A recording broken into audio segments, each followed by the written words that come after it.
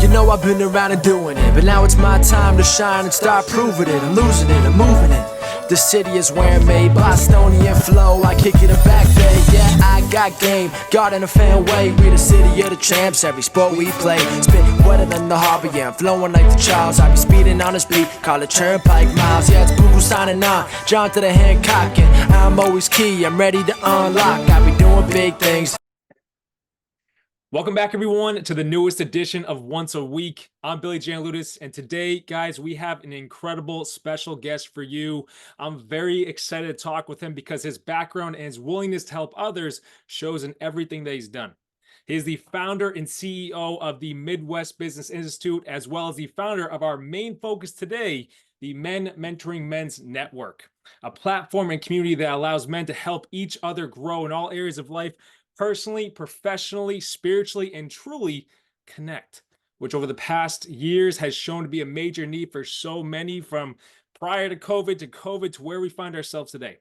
And on top of all that, he is a nationally recognized speaker with over 27 years of experience in the behavioral healthcare field as a psychotherapist. Guys, there's so much that we can get into today with him, but I'm so grateful for his time. I give you Richard Avdoian. Make sure I get that right? Perfect. Perfect. Yeah, Richard, I thank you for being here. Thank you for giving us your time.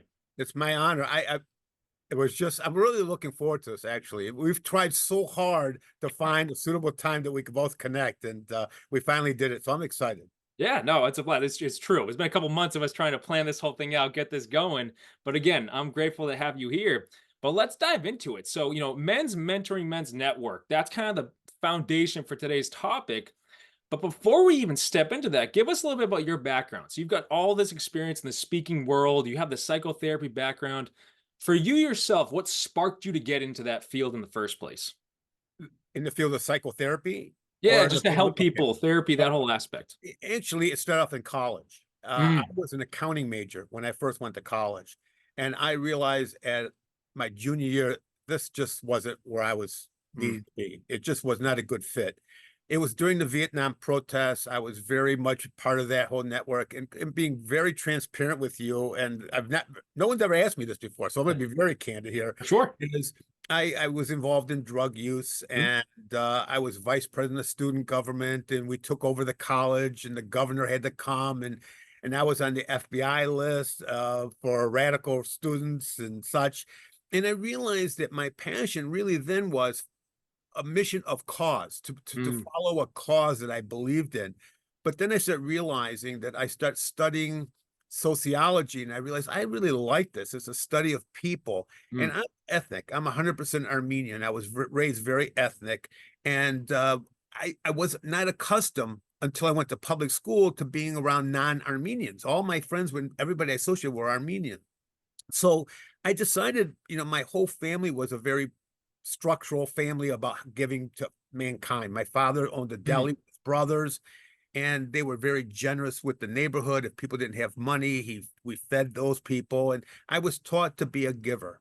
And that led me to decide, okay, I'm going to get a degree in sociology and psychology. And then I went into grad school, and I got a master's degree in guidance counseling because I wanted to work in schools. Nice.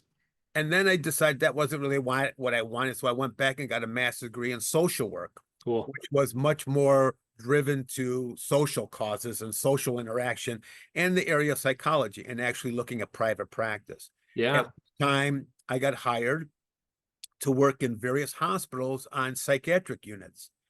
And a doctor approached me about going into private practice. And I realized during my 27 years as a psychotherapist and the director of 2 psychiatric hospitals that most therapists were women.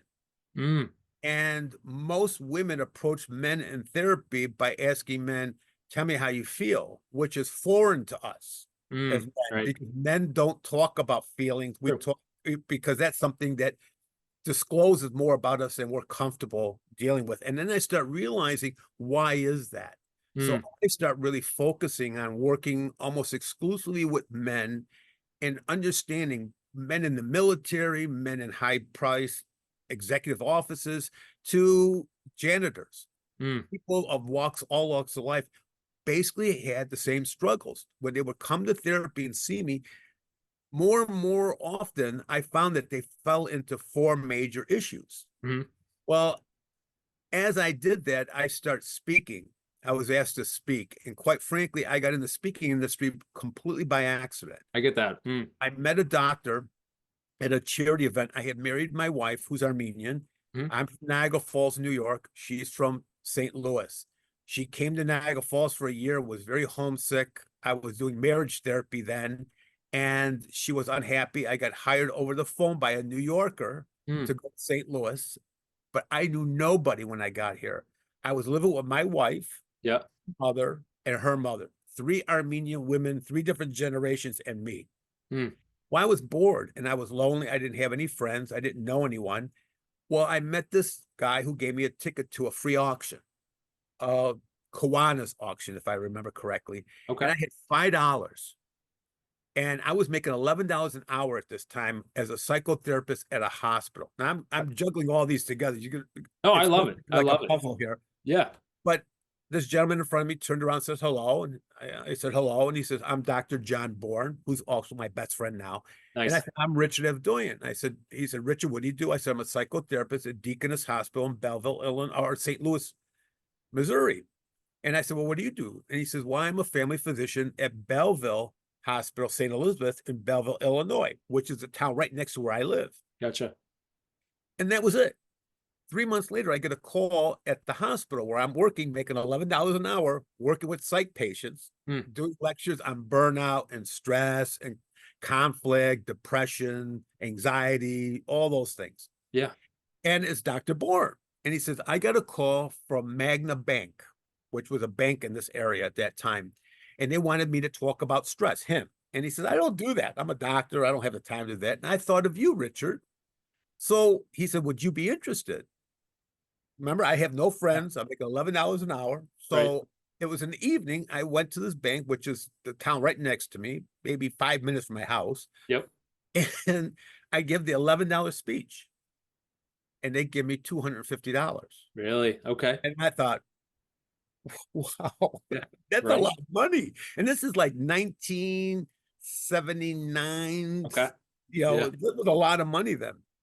So I go home and I'm ecstatic. I'm just like, oh my God, I got this money. Yeah. 3 months later, I get a call from Magna Corporate, the corporate office. Mm. Magna Belleville recommends you to be a speaker at our trust school. Yeah.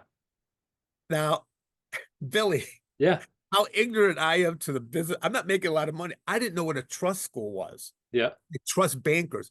So I'm thinking banks have a training to teach trustworthiness.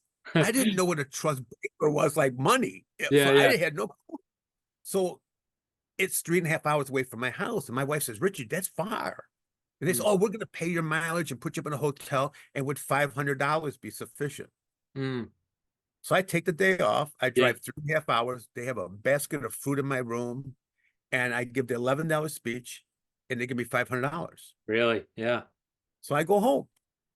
3 months later, they call me again. Nice. You're one of the highest rated speakers we've ever had. We'd Yeah. like you to come and do it again. Now, the first group was 100 people. And the second time I go back and do it again, Yeah. 100 people, give me $500. No basket of fruit this time, but the Yeah. room. Mm. And that's it. Same $11 speech. I'm talking to psych patients. I'm not Yeah. stressing. I haven't changed anything. Yeah. I am not exaggerating this, Billy, one bit. 6 months later, I get a call from the American Bankers Association. Okay. Magna Corporate recommended you to be the opening keynote speaker at the Agricultural Bankers National Convention in Colorado Springs, Colorado. Wow. And we'd like you to be the opening keynote speaker. We understand you're married. We'd like to fly you and your wife to the Broadmoor Hotel Convention Center. Mhm. Would $5,000 be sufficient? Wow. Yeah. Now, I had never been to a conference. Yep. I didn't know what a keynote speaker was. Yeah. Yeah. I had no clue. We fly there. I'm nervous. There was 20 people, then 100 people and 100 people. And I'm thinking, oh, maybe 100 people, 102, 1,000 people. Really? Okay. Yeah. I'm 5'6.5". Well, then I was probably 5'7". I'm shrinking now that Okay. I'm 72.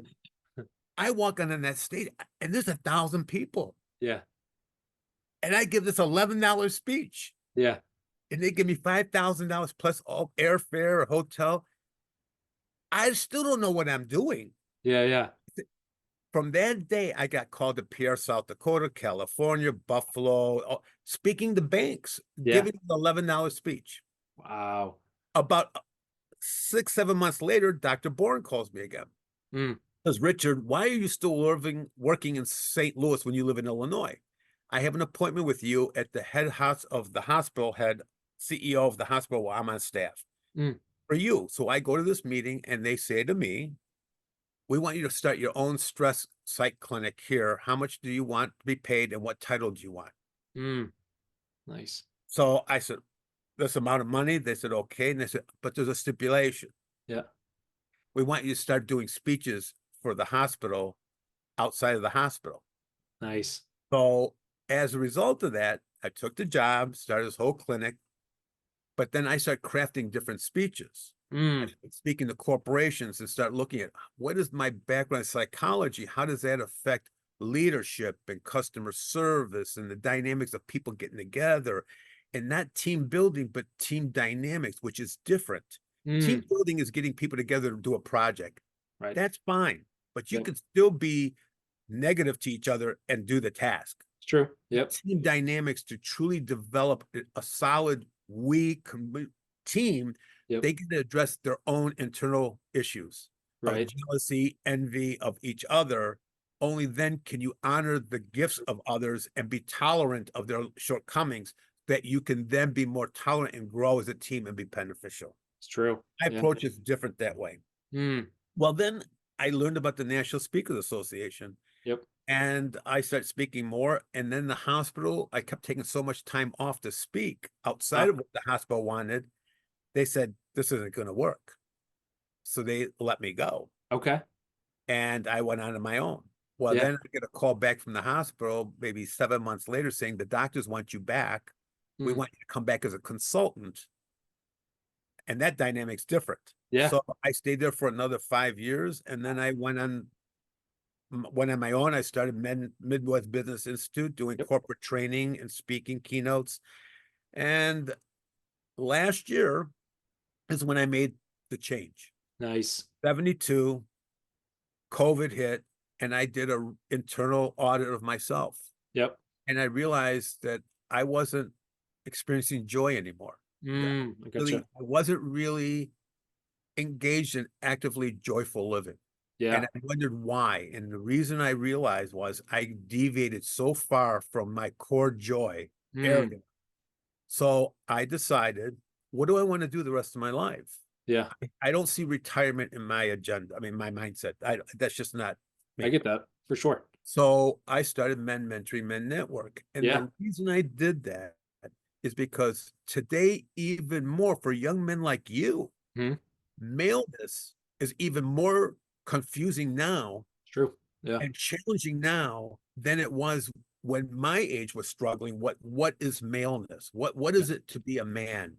Right. And so I realized that I created Men Mentoring Men Network, and there's 3 components to it, and that's where I'm going for the rest of my career. Yeah. Oh, I love that.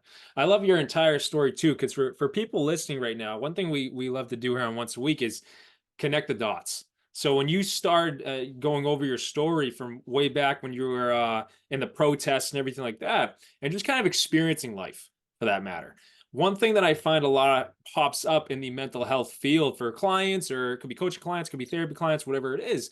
But for someone that's trying to navigate their life, I feel like in this day and age, people are trying to jump the gun without having the experiences to back them up. And so for you, you found your way to what you were meant to do through trusting and taking steps, in my eyes, steps of faith that led you directly to, hey, here's an opportunity. Well, you killed that one. Here's another opportunity. And it started to stockpile. And I think in this day and age, connecting it to, like you said, the maleness and people struggling, because I think everyone struggles with this. I don't think it's just related to men, but we all sit there and we're trying to figure out our purpose in life, trying to figure out what area should I step forward in. And then reality, we're just meant to take a step back and like, all right, I feel more connected to this, brings me joy. I need to find that again. And so when we step towards that joy, that's when I believe doors start to open, because this doors opening to us. We start to find, you know what, this lights me up in life. I don't need it. Like you said, I don't need to retire. I don't need to do this, because I'm supposed to experience this level of joy, this level of self-love, at the same time giving back to everyone else.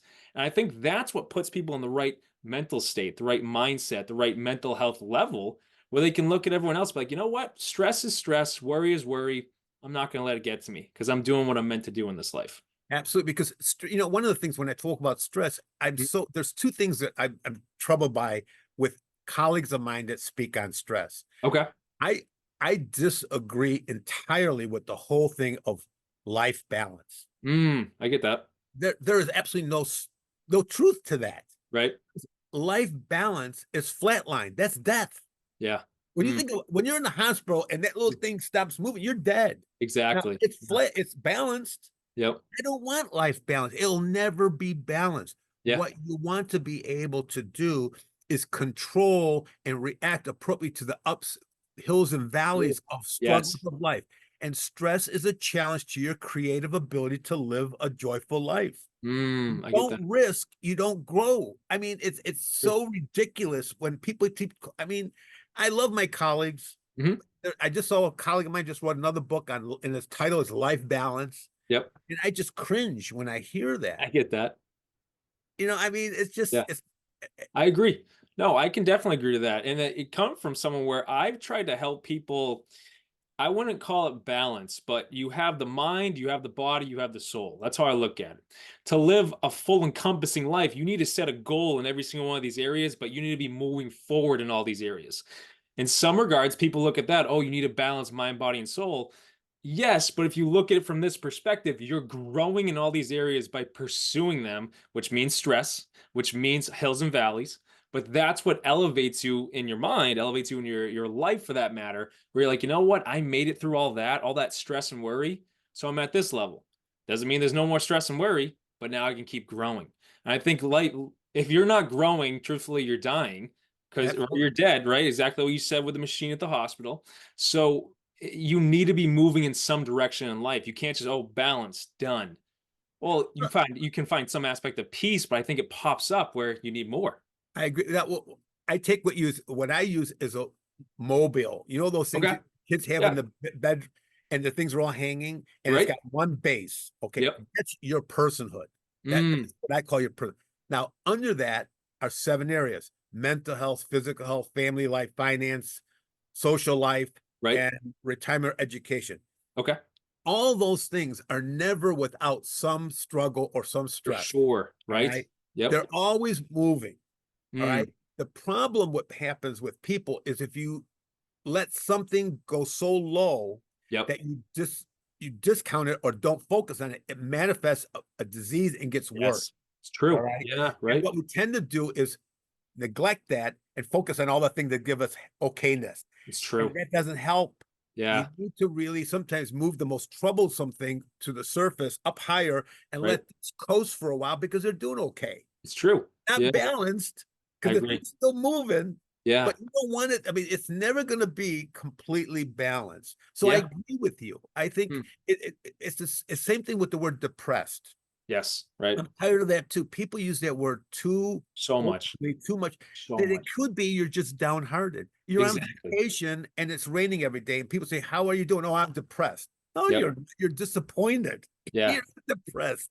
So, and I think that we have to be careful to not allow ourselves to go down the drain without really thinking before it happens. It's true. Often we just let ourselves go with those words. Yep. It's counterproductive. Oh, 100%. One area that I love teaching to, whether it's audiences or specific clients, is really how powerful your thoughts are related to your emotions. And as you're saying, the word depression is tossed around now more than ever. And someone could be having a bad day. It doesn't, regardless of age, could be a kid, could be an adult, could be whatever. But we think that, oh, any negative situation or negative feeling I have, oh, I'm depressed. My whole thing with your thoughts is you shift your focus, you shift your life. you shift your focus, you shift how you feel because it connects to your emotions. So if someone's like, "Oh, I'm so depressed," I'm like, "All right, well, what happened?" Well, someone cut me off on the way to work today. I'm like, "Are you still depressed now? Like in this very moment? That was an hour ago." Well, it was just annoying. I was like, "All right, so how do you feel now?" Well, I'm having a good conversation. It's like, all right, so you feel good. But we all are living in these moments where something bad could happen to you, and it's all your decision of how long you want to stick on that or stay on that negative moment. I think if we look at that, as you said in the mobile concept, if you raise it up where, hey, this happened, I don't really want to focus on it, but at some point you need to raise it up and focus on it so you can process it, heal it, grow through it, grow from it. And then at that point, as you said, it levels out again where it's like, oh, now I can focus on the good, but this isn't as bad anymore. Now I Right. can deal with this. But that to me Absolutely. is the concept of life. So connecting that now together to the Men's Mentoring Men Network, how do you play that in? How do these people come to you where they get to discuss these topics? Do they get a therapist? Is it a community? Do they work with each other? Kind of go into that because I think everything we're talking with the mind and mental health is what people need, and you're bringing that to them. So describe this platform to us. Right. There's three components. Okay. The first one is a seminar that's 3.5 hours long, Cool. and it's called Mask, M-A-S-K, Okay. Humanity, Revealing the Man Behind. And it Nice. really deals with what I have found is the 4 key struggles that men have. Mm, And the first one is unresolved issues with our fathers mm, and men needing affirmation that they are a man amongst men. true. And it's even more so of what is male, what is it to be a man? And today it's even more confusing for your generation than it was True. for mine. And we're still messed up. I So get that. and a good example of that is that when you look at a young boy Mm, in kindergarten, and it starts early, where the kid comes home from school, I don't have anything, and he has this thing he made in kindergarten. right. No one knows what the heck it is. Yeah. Right. Goes to mommy, and mommy says, "Oh, Billy, that's beautiful, honey. Oh my God, it's just absolutely beautiful." And she puts it in a place of honor. Right. Yeah. So then you're all excited, Billy. Daddy comes home, you go, "Daddy, Daddy, look." And he said, "Now, Billy, was there other colors you could have used? And next time, if you smooth this, it won't have this dent in it." Uh, And you learn real quick what the heck with this man. I'm going to mommy because mommy's baseball games. A yep. father could never play a sport that a son's playing, but he's a judge. Mm, I'll give you an example. My son Gregory, my only child, uh, I think he was 9 playing soccer. okay. I never played soccer. And I'm there with 2 other fathers, and we're starting to yell at the boys, "Do this, do it, run, run, run." And my son at 7 Mm, and his 2 friends came up with the ball to us fathers and said, "Why don't you show us how to do it?"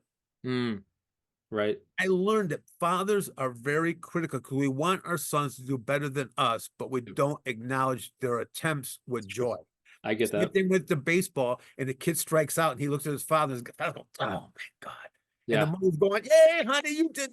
Yeah." But the father's critical. So Yeah. we're always looking for that affirmation Mm, of, "Am I okay?" And our assumption is that our friends are all being told they're okay. So we're mm, not going to admit that we don't know that I we're get not that. okay. All right. True. So Yeah. that's the first one. Second one is our inability to separate love, passion, compassion, and sex. Okay. Men put most of them all together. Mm, Start with one, they get frustrated if it doesn't get to sex. mm, And women have different hugs for different reasons for different people. A mm, girl could hug her mom different than her sister or her aunt or her best friend. right. Or she goes to a different person if she's depressed on something or hurtful something or sad about something. They go to different people. Men burp each other. Mm, You ever watch 2 guys hug? true. They pat each other. Act, right? God forbid your crotches touch. Oh my God, God forbid. Yeah. And yet we are the most untouchable people True. in life. Yeah.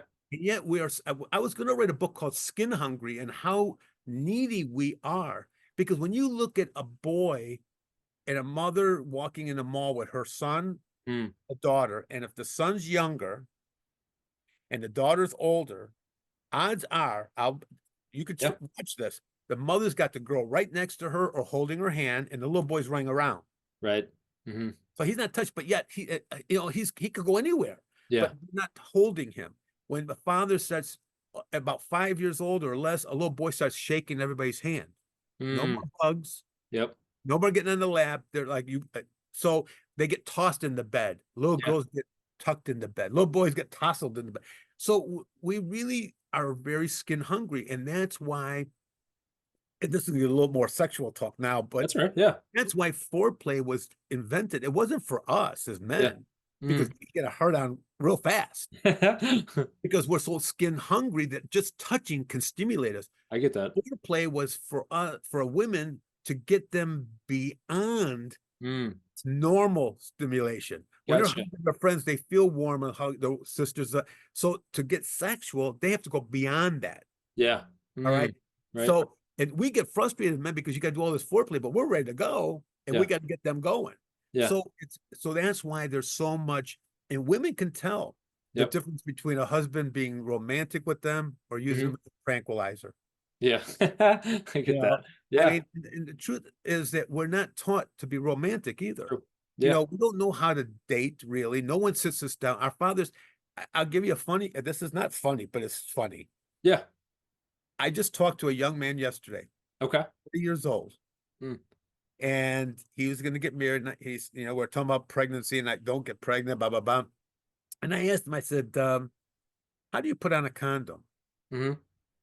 And he told me the incorrect way. Okay. Gotcha. Now, I asked some friends of mine, they're in their 60s and older, 3 guys were in a meeting. Yeah. 'Cause I'm very bold. You can tell I can talk about anything. And I said to them, how do you put on the condom? Not one of those guys told me the right way. Really? So it's interesting. And why is that? Because fathers and men don't teach young men even how, because a lot of men will say, I never use them. Mm. That's manly. I never use them. Yeah. But those that have, no one teaches them how to do it right. Yeah. And you would think it would be simple, but it's not simple. Yeah. So there's a whole issue about romance and intimacy and Mm. feeling comfortable being romantic. And a lot of guys shame men that are romantic. Mm. It's true. We Yeah. tease guys that are doing, especially if a woman is with a couple or together and the woman who's got the romantic husband says, oh, my husband does this, the guy Yeah. gets pissed. Yeah. Right. So, I mean, that's the second one. There's a lot Yeah. to go with that. For sure. And with that also comes unresolved early childhood, adolescent sexual experiences. Okay. And Gotcha. the shame and the issues that come around that. And Yeah. I will tell you, It's a lot. people won't admit this. Yep. It's far more of that Yep. than men will ever admit. For And I'm sure. telling you, I've researched this and I've talked to more men in treatment and in my Yeah. my workshops, far more than what Kinsey's report says. I Yes. mean, it's far more relevant than people want to admit. I believe it. Yeah. Third one is men's jealousy of women. Mm. Friendship. Okay. Because women have best friends. Mhm. If you ask the average woman how many best friends she has, she'll say 1 to 3. Okay. It's a sister or an aunt or best friend from high school or childhood, whatever. But there's like 3. Yeah. Then they have girlfriends that are the 6 other women they go out with, that they go out with and, go here, go there. Then if they have a Tupperware party, there's another 25 women that they invite. Gotcha. And they're joyful because they're friends with all those people, but in different elements Yeah. for different reasons. You ask the average guy, Mm. he'll say 3 to 5 guys. Yeah. And not one of them really know the guy.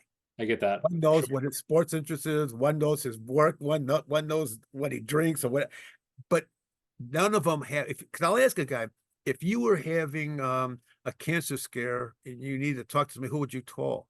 Mm. If you and your wife were having sexual problems, who would you talk to? Right. Nobody. They Yeah. wouldn't go to any of those guys Right. because we're taught early in life, consciously and subconsciously, don't trust, never share your weakness with another man because he'll use it against you. It's true. Yeah. So we don't trust each other Mm. because if I trust you, and then the same thing goes with divorce. You ever watch what happens in divorced couples? Most of the time, the woman gets the couples, Mm. Get that. and the guy doesn't. And what happens then, even if the guy of one of the couples is a good friend of his, Yep. the guy will distance himself from his friend Yeah. I get that. because he doesn't want him over in my house because I'm not certain about my wife's what if she likes him more than me and now he's divorced. I mean, Yeah. there's a lot of shit that goes with it. I mean, I True. just, you know, No, it's all good. Yeah. yeah. So, I mean, there's a lot of dynamics that go. That's why men are so lonely and we tend to get married so quickly, is because we need it. We Gotcha. need some stability of being lovable, to be loved, because otherwise we could be isolated forever. Yeah. Mm. The last one is abuse, physical, emotional, sexual, Yeah. mental, and compounded with that, look what we do to women Mm. that are sexually abused or Yeah. raped. Right. Could you imagine a young man having to Mm. go on there and say that he was raped by a man? Right. Yeah. I mean, he would probably he couldn't even fathom doing that. Could you Yeah. imagine the shame that he would feel and the judgment other men would say is, how dare you? What do you mean he did that to you? I mean, what Right. were you a weakling? What do you? Well, you know what I've said to guys like that. I don't care how, even you, Yeah. even if you had said that to me, I don't believe he did that. I would say, let me ask you something, Bill. Do you not think that there's a man in this world Right. Mm-hmm. bigger than you? Right. If he had you in a place that he could do what he wanted and you could stop it. Right. Mm-hmm. So we're all potential victims. I mean, not that True. it happened, but we Yeah. could be. So, Exactly. so then when compounded by those things are shame, secrets, and fears. Okay. So that is the basic foundation of masculinity, revealing the man behind, dealing with those issues. Yeah. Now, I have yet to interview any man that hasn't had some Right. part of all of them, but two primary, Yeah. but has had some. Now, it doesn't mean sexual abuse. It could be mental abuse. It could be emotional abuse, or just questioning yourself or what have you. For sure. All right. After that weekend, I created Voyager, which is an intensive weekend, a Thursday, Friday, Saturday weekend for 8 Nice. to 10 men. Okay. And that is a very confrontational Cool. event with love for me as the facilitator. Nice. It's not for the weak-hearted. You don't come to bullshit. You come to really face your truth. Yeah. Whole goal is by the end of the weekend that you can stand and look at each man in the face and say, I am a man amongst men. I'm equal to you, but different. Yeah. And that in spite of the good, bad, and ugly of my life, those are all just battle wounds, Yep. scars of actively living. And the man I am today and the man I choose to be for the rest of my life is developed as a result of all those things. Yeah. They contribute to being who I am today. Phenomenal. Yeah. And then the last thing is an online membership only community. And in this community, there's going to be 8 to 10 mentors dealing with fatherhood, loss, mental health, physical health, finance, Nice. fitness and nutrition. And members can join. It's a very small amount. I'm not driven by money anymore. Yeah. So it's going to be a reasonable cost because I want men of all walks of life For to be sure. join, and that they could go into any of those forums and talk to other men. It's not therapy. Yep. It's not counseling. It's men who've lived those experiences or looking to ask other men, hey, listen, I'm dealing with this. Have you Yep. dealt with this? How'd you go through it? And it may be the mentors may give tips or going to give like Yep. tips. Yeah. And they may give here's an article you might want to read, but everybody has to sign a confidentiality Yep. agreement, a disclaimer that this is not counseling or therapy, but it's strictly men of all ages honoring and being respectful in the commitment that we all want to strengthen ourselves as fathers, Yeah. husbands, Right. leaders, and friends. Yeah. And to live healthier, productive lives and to live the mission that our higher power, whatever you believe, has you here for, Right. to live that truth. Yeah. To stand and and my whole idea is to be comfortable in your nakedness. Truly be naked in your mind and say, this is the person that I am. Yeah. That's phenomenal. Yeah. That's awesome. There's so much power there. And the entire the seminar process leading into the Voyager, leading into the platform itself, because you're helping a man literally go from not knowing what's going on to then essentially going through the veil and like, oh my goodness, this happened to me. I have to face this in some form, whether it's baby steps or it's they you jump all into it, but you're allowing someone to heal. And I agree with you tenfold. And if anyone's listening to us right now, I'm going to put all these links at the end of this video, but to go check out Men Mentoring Men's Network, because truthfully, the healing process is something, as you just touched on, Richard, men overlook. Where if something happens to us, rub some dirt on it, keep going. And then we push it down. But then what people, I get to see this firsthand with certain people and clients and whoever, but what we start to notice is that the further you push down, for anyone listening right now, the further you push down that pain, that trauma, that whatever experience it was, it's going to bubble up into some other area. It could be anger. It could be depression, as we mentioned earlier. It could be frustrations. It could be certain behaviors that might not look as equal to other people, but your emotions start to flare because there's something that you've buried so deeply. And it sounds like, Richard, you're bringing people to a place where they can face that. Even in the 8 to 10 guys that you take out to do this like deep dive for all these areas, they need to face themselves. So as you said, quote unquote, they can be naked with who they are meant to be.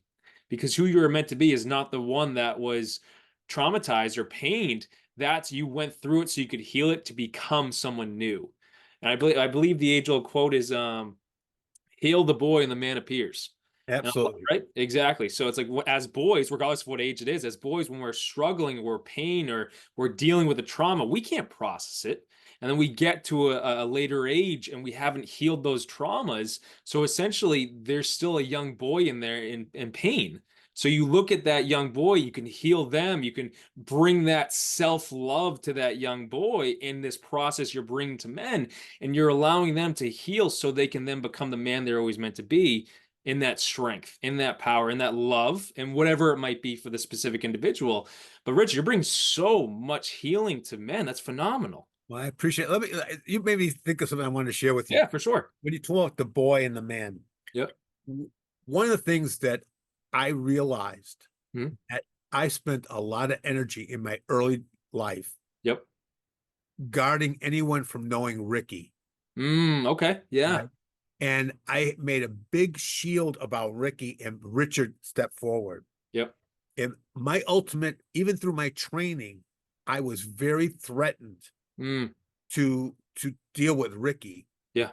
But I realized later in life that the only way I could really be powerful in my personhood is that Ricky had to stand next to Richard. Nice. Yeah. And that was the awakening. Because here's something that, again, I'm being as transparent as I am Phenomenal. Yeah. with you, that I typically am not, but I will with you. I appreciate it.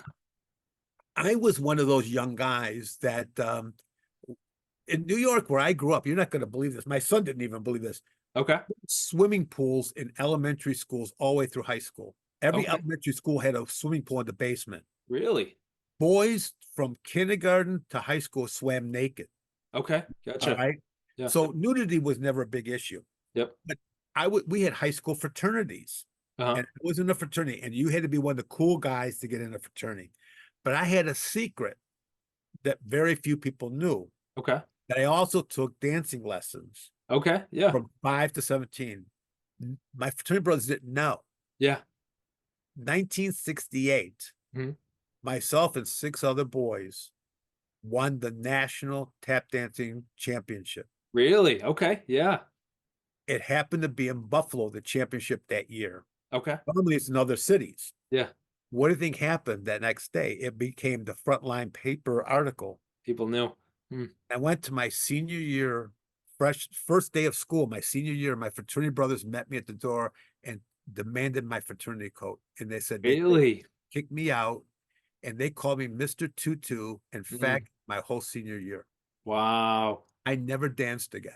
Yeah. Now that shame kept me private. That why was I gifted this ability? That was, I was masculine and dominating that. As a champion, I was dominating, and yet it was perceived as not masculine. Right. What I think one of the biggest flaws amongst us men to men is that someone could have a gift that is not typically perceived in the masculine agenda, Yeah. that can be very powerful in Mm. maleness in that It's true. non-masculine endeavor. Does that I make get that sense? for sure. Yeah. So, Yep. so it's just like gymnasts are probably the best athlete, but a basketball player says, "Oh, gymnasts, Right. you know, you go and jump and do the iron cross. Let me see you do that stuff. I mean, Yeah. so Right. or let me see you do high diving. You know, Mm. so or figure skating. Let me see you skate on a little blade, flip in the air, and come down. Right. I mean, so I realize how many other young men in the world Yep. have given or were given gifts by their higher power. Yep. They opted not to pursue because inadequate, judgmental men Yep. judged them harshly, ostracized or made fun of them that they stopped doing a gift. And Yeah. then as a result of that, the young man is no longer living joyfully. Yeah. He's True. deviating around his gift to living an adequate life. Yeah. Does that Right. make sense? Oh, it makes total sense. And I agree with it tenfold. And So that it just made me think about. I like your analogy about talking about the boy and the man, yep. and I think we have to own all of that Yeah, because it's we true. are a composite of that. Right. And that I remember. I don't know how much time we have. I'll tell you another We're good. funny. Yeah. When I was in grad school and I was going through training, Yep. the psychiatrist sent me to a sex training, Okay. and it was for men only, Yep. and the men were probably 30 to 60. Okay. When you walked in the room, the seminar room, there was a piece of paper on the floor. It says, "Leave your degrees, your attitude, and enter negative attitude or whatever it was. Yeah. Leave your title, your degrees, and enter as a naked 12-year-old boy." Okay. Yeah. So we walk in and there's only one chair. Uh-huh. And we're all looking at each other. So all of a sudden this guy comes out and he's a psychiatrist, probably in his late 70s, Uh-huh. gray hair, beard, and he's sitting down and we all had to sit on the floor. Okay. So we're all looking at each other. Now we're all masters, PhDs, we're all big shots in our own minds here. Yeah. And he says, okay, he said, we're going to talk about sexuality. Mhm. And I'm going to assume that none of you know anything since you're all 12-year-old boys. Uh-huh. He said, so I want you to tell me if you have the balls. This is exactly how he said it. I want you to tell me if you have the balls, what are questions that 12-year-old boy has wondered and still wonders to today Mm. of sexuality? Wow. Now, I don't know who's going to listen to this podcast, so it's going to be very raw here in a minute. Go. So Be blunt. Go for it. So the first guy raised his hand. He said, do any of you guys find yourself when you're taking at the urinal, trying to glance to the guy next to you? And almost everybody burst out laughing. Yeah, yeah. And the psychiatrist said, of course you do. Uh-huh. He said, to not is a lie. He said, what you'll find is that you'll either fight by either staring at the wall or staring at your own dick, but you really want to look to the side. Why is that? Well, the reason is that we as men have less opportunity to really examine and compare ourselves through our lives with other men. Gotcha. Girls will change and they put on bras and they dress together. They've seen each other, but they go shopping, buy bras. Yep. They're much more public about their private.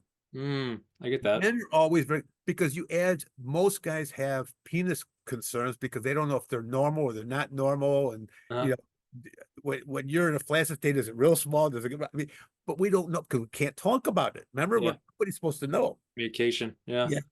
So that was what. Now this one's a little more raw. Okay. The one guy, I remember there was only two that I remember. There was a whole lot of questions. These are the two that I remember forever. One guy raised his hand. He said, has anybody ever smelled their own semen? And there was a pause. I mean, this was good. Everybody started to squirm now. And the psychiatrist says, what, you only smelled it? So a lot of those seem odd, but they're not odd. I get that. There's a larger percentage of boys who have smelled it, who have tasted it. So but if you find humor in finding that I'm really not I really am okay, because Yeah. and then once you can say that, Mm. it's much like wet dreams. Mm. No, we don't. I had a patient come to me, Billy, when I was in practice. The kid was, I think, 11 years old. Okay. He's from a very affluent family, only child. Brought the kid because they saw a significant shift in his personality. Yep. And I'm not exaggerating this. I don't tend to exaggerate. And Yeah. what happened was, to make a long story short, the Mm. kid was depressed because he was scared. Okay. You know what he was scared about? What? He thought he was dying. Mm. You know why he thought he was dying? He was having wet dreams and thought that liquids coming out of his body, that he was Gotcha. dying, and was Okay. petrified to tell his parents. Wow. Mm. Now, why should that be the case? Mothers take their daughter to buy their first bra, Mm. have to expose their breasts to some strange lady or to the mother. They start menstruation where they have to go buy products. They have to be taught how to do it. Yeah. And yet we as men don't talk to our sons at 12 or 13 or 11 or whatever and prepare them and say, this is going to potentially happen in your life. That's Yeah. a sign that you're making the move from boyhood to manhood, and with Yeah. that comes responsibility. Why aren't we educating our sons to that? I did Mhm. with mine I get that. because I Yeah. made a point of it. And yet we don't. See, Mm. to me, It's true. we're doing a dishonor, a disrespectful. We're just not being Yeah. effective as fathers to our sons, and that troubles me. And Yeah. that's my mission, is to help us become Yep. more public about the transition and the growth and the Yeah. changes in our lives. For sure. And it really does show in those examples that men, and I think I grew up in this sense where being in grade school, you're shown the sex ed video. You're not having a conversation with your parents anymore. And I think getting to work with parents and families and whatnot, no one is having that conversation. They expect the therapist or the coach or the teacher to have that conversation with the kid. So like, oh, I don't have to worry about it, off my hands. So in doing so, as you're saying, there's no relationship growth between a parent or a father and their son at this point. And it really, to me, shows, taking it away from the sexual topic, it shows more so why men feel alone, but why men feel that it's them against the world. There's no camaraderie, there's no community. As you said, there's no communication on those types of topics. Like you had an opportunity to go and learn from a specific psychotherapist with these groups of men and have that conversation. It's only a handful. The That's right. amount of people that can actually have that conversation, and yes, laugh, you should laugh about it, you should joke about it, because you're learning in the process with these other men who are your now comrades, learning and growing together. And that's where I think it relates to this network that you've created, because it's a community. You're creating camaraderie where it's like, hey, I'm not alone in going through this. Their story might look different than my story, their journey might look different than my journey, but there's little facets there that I can relate to them, they can relate to me, and now we're growing together. And I think that it's phenomenal. And even connecting to one point you made on, we were talking about the boy, the man appears, heal the boy, the man appears. This was a conversation I had. It might have even been on a past podcast back in the day. But I got a great friend in Arizona, and she's a spiritual teacher and whatnot. And I love studying the spirit, faith, and really connecting the cultures of the world to see who, as you said, higher power. But what are the different beliefs that make this up? And in a lot of those different cultures, you have it where the boy needs to go out and to have some journey and then come back the man after succeeding at that journey. But then you have in our culture, in the United States culture and America, where now you have the, I guess, added benefits, sometimes a weakness of technology, of schooling, of teachers, of all these areas. So essentially speaking, when something bad happens to a kid, boy or girl, whatever it is, more often than not, we hold it in, we shy away with it. But the bad thing that happened, like a sexual trauma happens to a young kid, that steals their innocence. So it steals their innocence from them. So they think they're different now than everyone else. As you touched on prior, you mentioned how everyone has these God-given gifts, these higher power-given gifts, where the more they pursue their journey and heal themselves, these gifts get to be shown. But for a young kid that goes through a sexual trauma, or it could be any trauma, it could be abuse, physical abuse, Sure. mental abuse, Mental, whatever, anything. right? a kid that goes through that now loses their innocence because they look at themselves differently in the world, and they look at themselves compared to everyone else differently than everyone else. So they think, oh, well, I guess I'm not good enough from whatever that self-esteem trauma was. So now they're growing from a lower area of confidence. So their gifts, as you mentioned, the tap dancing and everything like this, you had to shy away because of these people picked on you. So in some regards, as much as you were a senior in high school, that innocence, that essence was taken from you. So you couldn't show all of yourself. And it probably helped you grow in some areas of strength, but there was a piece of you that was left out. And now more than ever, as you touched on when we started this, my generation, but also the generation below me coming up right now, they're struggling more than ever because everyone's just throwing you to the wolves. Fast forward your life. And now with technology, everything's at your fingertips. So we're not learning anymore through life experience and communication you've built with the network. It's more so, hey, we'll see who wins and just whatever that goal of life is. So I echo everything you say. I think all your experiences really prove that this Men Mentoring Men network is built on so much knowledge. It's built on wisdom, for that matter. It's built on experience, but it's built on camaraderie where people can Absolutely. grow and move forward. So as we start to close this whole thing out, I'd love to have you on again because you bring so much knowledge, and not just I'd be on honored. I'd this be honored. topic. Just I think you and I could discuss so many deeper topics and help more and more people. But for the Men Mentoring Men Network, tell people, where can they find this? Where can they sign up? What can they look at? I know you guys have kind of been building it for the last a while now, Yeah. but tell people, where can they find you? Well, the easiest right now, I appreciate you giving me the plug here. Yeah. It will be going live very soon. We're working on the mechanics of Nice. the community setup. What I would invite people to do, if they're really interested in learning more, they could email me at richard@richardavdoian.com. Avdoian is A, V like in Victor, D like in David, OIAN. So it's richard@richardavdoian.com. What I'd appreciate is in the memo, you write, heard you on Billy's podcast. So I have some reference to why you're contacting me. And I welcome talking to any guy. If I could Yeah. schedule a 15-minute chat with anybody that's interested, I would be honored to give Nice. them that 15 minutes because I'm not above not learning myself. Yeah. Every time I meet with a young man or a guy older than me, Mhm. it's always about learning. Yes. I look at it as that we need to form a stronger brotherhood of men. For sure. And to really be there. And I think it's really makes us feel good. And like my weekend, I've had a couple Voyager weekends already. Mhm. And one of the things that we have to understand is I can respect what you've gone through. I don't necessarily have to accept it. Yep. I don't have to agree with it, Mhm. but I can respect you for sharing it. But it doesn't change the way I feel about you as a man. And I think that we have now, not everybody's going to get along. That's human nature. Sure. And you're going to be, but that doesn't mean you have to be rude or judgmental. It's a non-judgmental environment. Yep. So this is not about shaming. It's not about judging. It's not about preaching. It's about men sharing life experiences, helping other men to endure or deal with whatever they may have done, to see if there's some helpful thoughts, to be supportive. Yeah. We want, the ultimate goal is for every generation to be healthier for the next generation. Sure. That's It's awesome. been an honor. So once again, it's just richard@richardavdoian.com. Perfect. No, I appreciate that. And guys, as always, you're going to find all of that in the credits.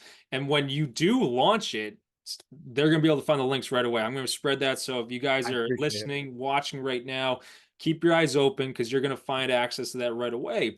But Richard, I appreciate your time here.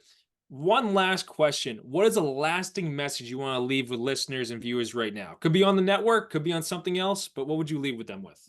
Is to be comfortable living your naked truth. Because if you're comfortable living your naked truth, you will attract people to you that know you throughout, and they're going to stay with you, as opposed to you wearing a costume in fear that they're going to find out your flaws and then leave. Yeah. The more comfortable you are in living your naked truth, you're more likely to attract people that you really want in your life that will help educate you to take you to the next level, support you in what you're doing, or just be a brother. Yeah. Right. Oh, I love that's a perfect period to this conversation. And guys, I echo that topic in itself. Rich, I would love to have you on and talk about that even more in depth, because as much as we went over the network and it's, the network, the seminar you mentioned is about the mask that we all wear. And so for all of us to be able to spend time with ourselves, but spend time processing all this, we start to remove the mask, but we start to see who we are meant to be, but also who we want to be. Absolutely. And right. And so when we can heal those areas, the mask removes, but we start to grow into who we're meant to be in this life. And that could be the gifts. That could be everything you push down. That could be whatever it is under the sun. So listeners, viewers right now, spend time with yourself. Listen, try to really dive in, grab pen, piece, paper, as we always say, and actually dive into yourself to really understand, all right, well, what's holding me back? What limitations are there? What do I believe about myself that might not be serving me anymore? How can I remove that and create a new belief that, you know what? I'm meant to achieve. I'm meant to succeed. What happened to me is not my definition. It's what I choose to be right now and move forward. So guys, go check out all this stuff. Spend time with yourself. As we always say, you're going to be able to grow and move forward into so many areas. But as always, guys, I thank you so much for tuning in. Please like this message on YouTube and hit that thumbs up button below. Share this message to someone who you feel could need it and run with it. If at any point within Richard and my conversation, someone popped into your mind, to me, that is a clear-cut sign that they need to hear that exact message. Share this video to them, not to share the network, not to share Billy G, but to help someone else. Reach out a hand, create the camaraderie that Richard was just talking about, and the brotherhood, and share it to someone else, because you never know who you could help by sharing a video, by sharing a link. And please subscribe to Once a Week if you have not already. As that number goes up, that means we're helping more and more people, and that's our goal. And if you're in need of a coach or anyone who can step in and help in areas discussed today, go to BillyGLifeCoaching.com and I'll be right there for you. But Richard, I thank you so much for your time. I'm looking forward to our next conversation where we can Sounds great. spread more on that naked truth aspect. But I thank you for your time, and I'm excited for people to listen to this. I appreciate it. Thank you. It's been an honor. Awesome. Appreciate it. Have a good one, guys.